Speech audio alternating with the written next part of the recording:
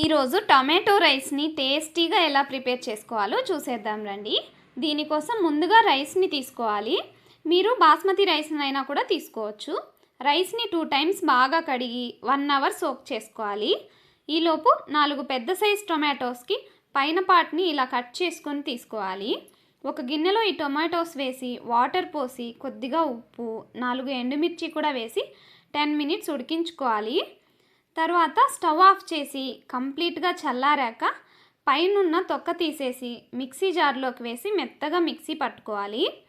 తర్వాత ఒక కుక్కర్లో 1 టేబుల్ స్పూన్ నెయ్యి 1 టేబుల్ స్పూన్ ఆయిల్ వేసి ఆవాలు వేసి చిట్లాక బిర్యానీ స్పైసెస్ కూడా వేసి కరివేపాకు ఆనియన్స్ వేసి ఆనియన్స్ మెత్తబడ్డాక అల్లం వెల్లుల్లి పేస్ట్ కూడా వేసి ఒకసారి కలుపుకొని పచ్చివాసన పోయాక ఇందాక మనం మిక్సీ చేసి పెట్టుకున్న టొమాటో పేస్ట్ కూడా వేసి ఒకసారి కలుపుకొని టొమాటో ముక్కలు కొత్తిమీర పుదీనా 2 పచ్చిమిర్చి కారం గరం మసాలా పౌడర్ వేసి ఒక 1 మినిట్ ఫ్రై చేసుకున్నాక నానబెట్టుకున్న రైస్ని నీళ్ళన్నీ వంపేసి కుక్కర్లోకి వేసుకుని 2 మినిట్స్ కలుపుతూ వేయించుకుంటే మసాలాలన్నీ రైస్కి బాగా పడతాయి.